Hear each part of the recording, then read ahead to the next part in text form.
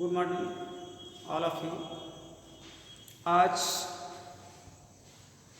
DElEd second semester subject science chapter third के part second में हम डिस्कशन करेंगे स्टेशन, जिसको हम उत्सर्जन कहते हैं। देखिए, उत्सर्जन क्या है और यह हमारे शरीर के लिए क्यों आवश्यक है, और जो एक कोशिकी से लेकर के बहु कोशिकीय जीव पाए जाते हैं, इन सब जीवों में जो उत्सर्जन होता है वह किस प्रकार का होता है और किन किन जीवों में उत्सर्जन के लिए एक विशेष प्रकार के अंग होते हैं और उन अंगों के द्वारा कौन सा जैव रासायनिक पदार्थ उत्सर्जन के रूप में बाहर निकलता है। आज इसी टॉपिक पर हम डिस्कशन करेंगे। तो आइए चलते हैं। सबसे पहले हम समझते हैं कि उत्सर्जन क्या है, स्टेशन या उत्सर्जन किसे कहते हैं। तो उत्सर्जन यह एक ऐसी प्रक्रिया होती है जिसके द्वारा हानिकारक एवं अनावश्यक पदार्थों का शरीर से बाहर निकालना ही क्या कहते हैं, हम उत्सर्जन कहते हैं। और उत्सर्जन के लिए हानिकारक एवं अनावश्यक पदार्थों को शरीर से बाहर वातावरण में विसर्जित करना ही क्या कहलाता है, उत्सर्जन कहलाता है। अब उत्सर्जन के लिए कुछ एक कोशिकीय जीव होते हैं और कुछ बहुकोशिकीय जीव होते हैं। तो आइए चलते हैं कि जो एक कोशिकीय जीव होते हैं उनके शरीर से उत्सर्जन क्रिया के जो अंग होते हैं, अब ये एक कोशिकीय जीव में जो उत्सर्जन होता है वो पूरे शरीर के सतह द्वारा उत्सर्जन की क्रिया करते हैं।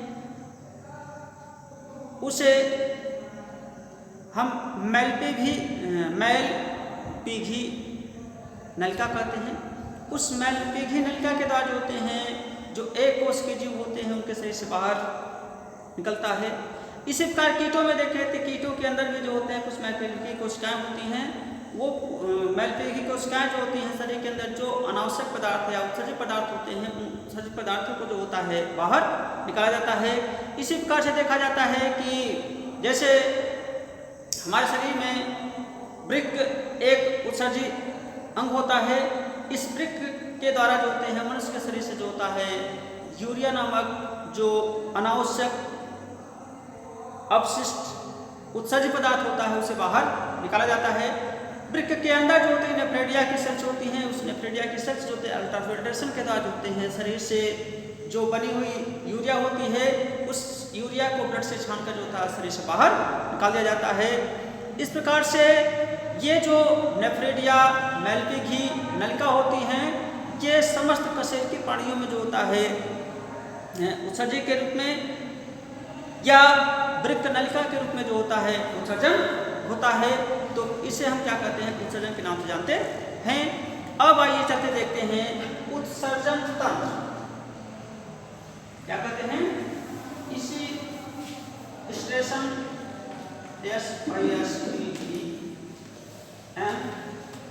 सिस्टम या स्टेशन सिस्टम, इसी को कहते हैं उत्सर्जन तंत्र। देखिए, उत्सर्जन तंत्र सिस्टम, उत्सर्जन तंत्र वह तंत्र होता है जिसमें कोई भी जीवधारी अपने शरीर के अंदर जो अपशिष्ट पदार्थ होता है, अनावश्यक पदार्थ होता है, उन पदार्थों को शरीर से बाहर निकालने में जो अंग हमारी सहायता करते हैं, उन अंगों के एक समूह को हम क्या कहते हैं, उत्सर्जन तंत्र कहते हैं। फॉर एग्जाम्पल लिया जाता है CO2 means carbon dioxide. Carbon dioxide जो होता है ये हमारे शरीर के अंदर गैस के रूप में, किस रूप में, गैस के रूप में जो होता है, यह एक हानिकारक पदार्थ होता है। इस हानिकारक पदार्थ को जो होता है हम श्वसन क्रिया के द्वारा शरीर से बाहर निकालते हैं। इसके अंदर कुछ अपशिष्ट द्रव के रूप में निकलते हैं, जो विशेष अंग के द्वारा इन्हें बाहर निकाला जाता है।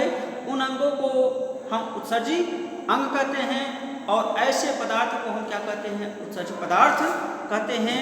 जैसे मनुष्य में वृक्क जो होता है उत्सर्जी अंग होता है, और इस वृक्क के द्वारा जो होता है शरीर से यूरिया की मात्रा को अल्ट्राफिल्ट्रेशन मीन्स परानिषेधन के द्वारा जो होते हैं शरीर से बाहर निकाला जाता है। जो यह वृक्क यूरिया को यूरिन ट्यूब मीन्स मूत्र वाहिनी, यूरिन ब्लैडर मीन्स मूत्राशय, और यूरेथ्रा अर्थात मूत्र मार्ग के द्वारा जो होता है इन यूरिया नामक उत्सर्जी पदार्थ को जो होता है बाहर निकाला जाता है। तो इस क्रिया में जो अंग मिलकर सहायता करते हैं या बाहर निकालने में अपशिष्ट पदार्थ को मदद करते हैं, ऐसे तंत्र को हम उत्सर्जी तंत्र या एक्सक्रीशन सिस्टम के नाम से जानते हैं। अब आइए आगे चलते हैं उत्सर्जन एवं परासरण नियमन। नेक्स्ट, उत्सर्जन एवं परासरण नियमन।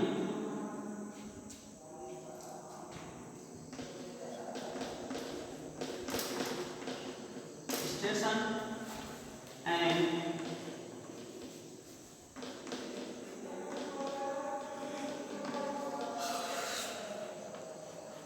Osmo regulation.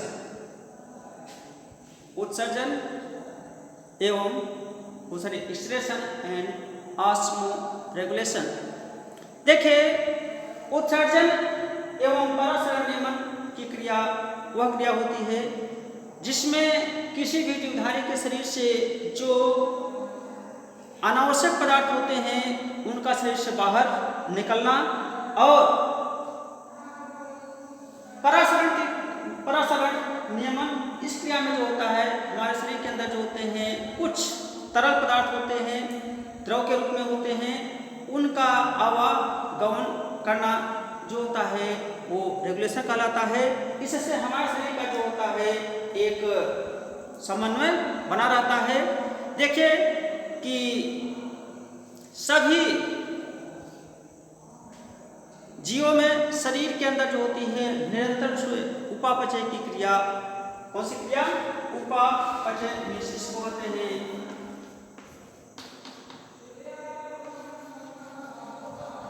मेटाबॉलिज्म मीन्स उपापचय। देखिए, जो यह मेटाबॉलिज्म या उपापचय की निरंतर की क्रिया सभी जीवधारी के शरीर के अंदर होती रहती है। इस क्रिया से शरीर के अंदर जो होता है निरंतर रूप से निष्कासन होता रहता है। अब इसमें कुछ हमारे शरीर के अंदर जो होते हैं उपयोगी पदार्थ बनते हैं, कुछ अनुपयोगी पदार्थ का निर्माण होता है। तो ये जो क्रिया होती है हम इन्हें उपचय के नाम से जानते हैं। इन पदार्थों से हमारे शरीर के अंदर जो कोशिकाएं होती हैं एवं ऊतक होते हैं, इनका अवशोषण कर लिया जाता है। अवशोषण के पश्चात शेष बचे पदार्थ को जो अनुपयोगी होते हैं उन्हें शरीर से बाहर निकाल दिया जाता है। तो इस क्रिया को हम क्या कहते हैं, उत्सर्जन कहते हैं। यदि यह अनुपयोगी पदार्थ हमारे शरीर के अंदर अधिक समय तक अधिक मात्रा में संचित हो जाता है या संचित होने के पश्चात पुनः इसका टूटना शुरू हो जाता है, जिसके कारण प्राणी के शरीर या जीवधारी के शरीर में अवशिष्ट पदार्थ की मात्रा या उत्सर्जित पदार्थ की मात्रा अधिक होने लगती है, जिससे जीवधारी की मृत्यु भी हो सकती है। तो यह क्रिया जो होती है उत्सर्जन क्रिया के नाम से जाना जाता है। और इस उत्सर्जन की क्रिया में जो अंग उत्सर्जित पदार्थ को शरीर से बाहर निकालने में मदद करते हैं, उन पदार्थों को हम उत्सर्जित पदार्थ कहते हैं। अब आइए चलते हैं, हम डिस्कशन करते हैं उत्सर्जित पदार्थ। क्या उत्सर्जित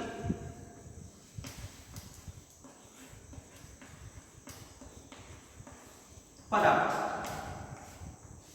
कौन से पदार्थ? उत्सर्जित पदार्थ। तो उत्सर्जित पदार्थ वे पदार्थ होते हैं जो हमारे शरीर के लिए हानिकारक या अनावश्यक होते हैं। उन उत्सर्जित पदार्थों को हम निम्न 3 रूपों में जानते हैं। नंबर 1, आइए देखते हैं कि ये उत्सर्जित पदार्थ होते हैं, ये कौन कौन से होते हैं और किन के रूप में होते हैं। तो नंबर 1 जो होता है वो है पाचक। देखिए, पाचक भी जो होता है एक उत्सर्जित पदार्थ होता है। इस के द्वारा शरीर से अपचित पदार्थ का मेल के रूप में शरीर के अंदर शरीर से बाहर निकाला जाता है। तो ऐसे पदार्थों को हम पाचक कहते हैं, जिनके हमारे शरीर में आवश्यकता होती है, लेकिन बाद में जो होते हैं ये अपशिष्ट के रूप में परिवर्तित हो जाते हैं। तो ऐसे पदार्थ हम क्या कहते हैं? पाचक। नंबर 2 जो होता है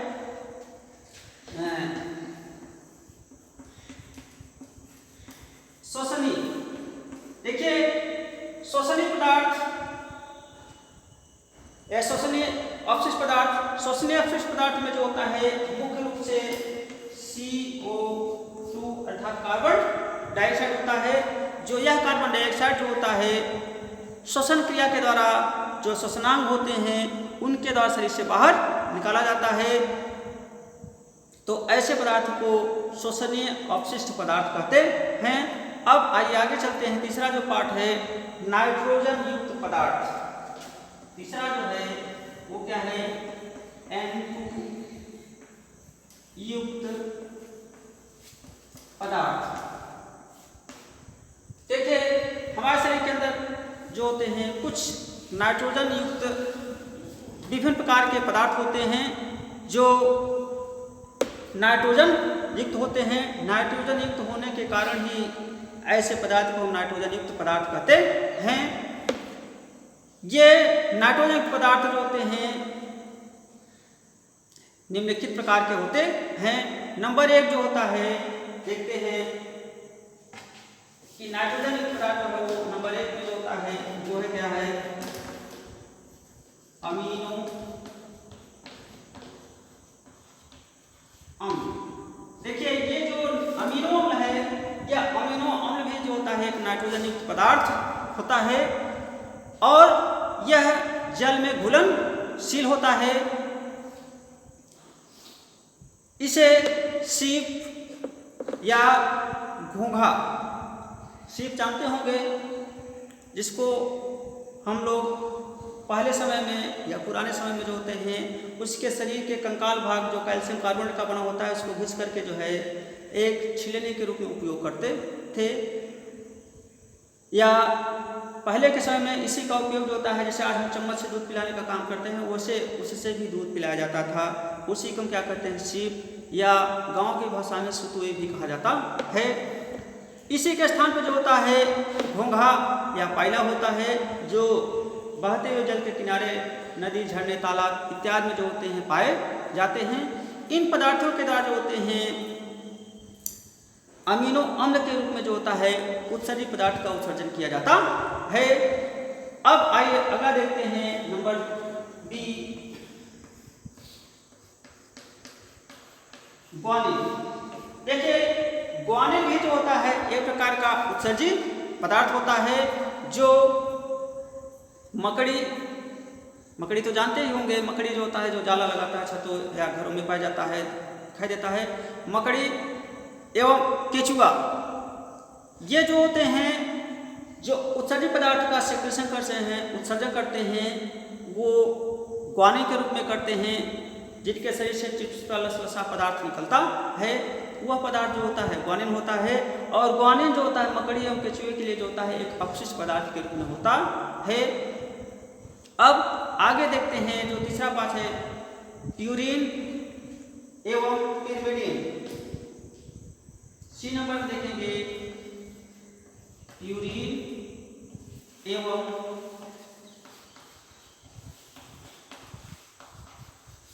पिरामिडिन।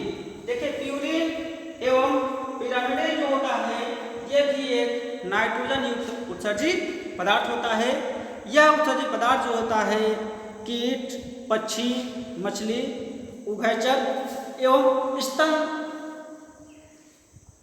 प्राणियों में जो होते हैं या स्तनियों में जो होते हैं ऐसे पदार्थ निकलते हैं। तो इन पदार्थों को हम नाइट्रोजन युक्त उत्सर्जित पदार्थ कहते हैं, जिन्हें हम प्यूरिन या पिरिमिडिन के नाम से जानते हैं। अब आगे चलते हैं किटिन। डी नंबर में देखते हैं क्या है।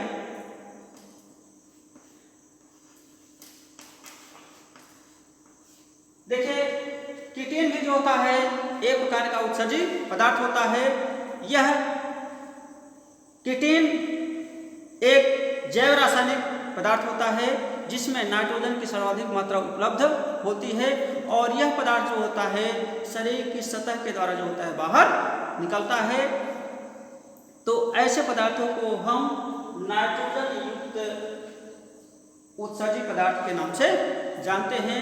अब आइए आगे चलते हैं प्राणियों में उत्सर्जन। जो विभिन्न प्रकार के जीव जो एक कोशिकीय होते हैं, बहुकोशिकीय होते हैं। अब हम देखते हैं कि जो एक कोशिकीय होते हैं और बहुकोशिकीय होते हैं उनमें जो उत्सर्जन की क्रिया होती है तो किस प्रकार से होती है। तो आगे देखते हैं कि प्राणियों में उत्सर्जन। प्राणियों में उत्सर्जन की विभिन्न प्रकार के प्राणियों में जो उत्सर्जन की क्रिया होती है वह किस प्रकार से होती है। तो देखते हैं कि उत्सर्जन की जो क्रिया होती है वो भिन्न भिन्न प्रकार के प्राणियों में जो होती है वो विभिन्न प्रकार की होती है और उसके उत्सर्जन के लिए जो होते हैं विभिन्न प्रकार के अंग भी पाए जाते हैं। नंबर 1 जो होता है हम देखते हैं अमीबा। इसमें अमीबा, तो अमीबा जो होता है संघ प्रोटोजोआ का एक मेंबर या सदस्य है जो एक कोश की प्राणी है। इस एक कोश की प्राणी को जो होता है यह अपना आशय स्वच्छ जल में रहता है तथा इसके अतिरिक्त जो होता है जो सड़ी गली वस्तुएं होती हैं उन सड़ी गली वस्तुओं पर यह सामान्य रूप से अमीबा उत्सर्जन की क्रिया करता है। कुछ वैज्ञानिकों का मानना है कि अमीबा जो होता है संकुचन रिक्तिका के द्वारा भी उत्सर्जन का कार्य करता है। यह समुद्री जल में पाए जाने वाले अमीबा संकुचन रिक्तिका अनुपस्थित होती है। संकुचन रिक्तिका अनुपस्थित होने के कारण जो होता है ये शरीर की सामान्य सतह से जो होता है उत्सर्जन की क्रिया करता है। अगला देखते हैं नंबर 2 केचुआ। तो केचुआ जो उत्सर्जन की क्रिया करता है यह मुख्य रूप से यूरिया और अमोनिया को शरीर की सतह से बाहर निकालता है। इसके शरीर में जो उत्सर्जित अंग होते हैं ये उत्सर्जित अंग जो होते हैं नेफ्रेडिया के रूप में पाए जाते हैं जो कुंडलित संरचना होती है। ये नेफ्रेडिया जो होते हैं एक कुंडलित या छल्लेदार संरचना होती है। इसी छल्लेदार संरचना नेफ्रेडिया के द्वारा जो होती हैं ये उत्सर्जन की क्रिया करता है जो शरीर के सभी खंडों में पाए जाते हैं। केवल शरीर के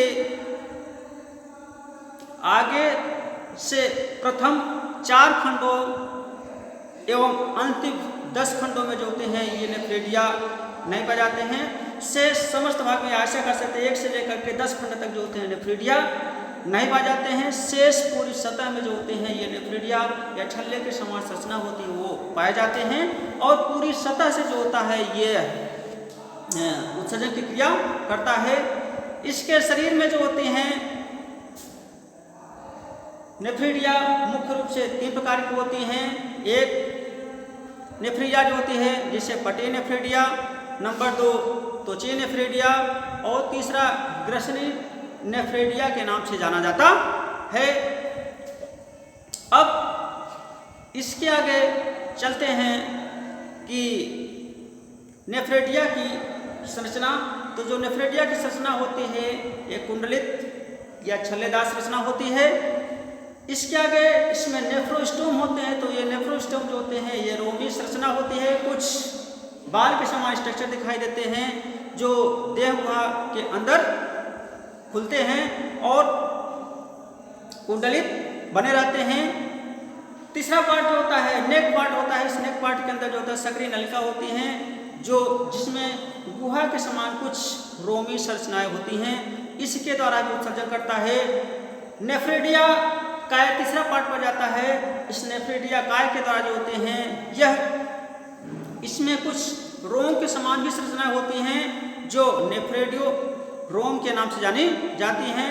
ये नेफ्रेडियो रोम जो होती हैं ये शरीर के बाहर सतह पर खुलती हैं और बाहरी सतह पर खुलकर जो होते हैं शरीर से ये यूरिया और अमोनिया के रूप में जो होते हैं नाइट्रोजन युक्त वर्ज्य पदार्थ को शरीर से बाहर निकालते हैं। शेष यह भाग आपका उत्सर्जन का जो होता है आज जंतुओं में यहीं पर समाप्त होता है। अब आगे हम आपसे नेक्स्ट डे इसी चैप्टर में पौधों में जो उत्सर्जन होता है उसके बारे में डिस्कशन करेंगे। थैंक्स।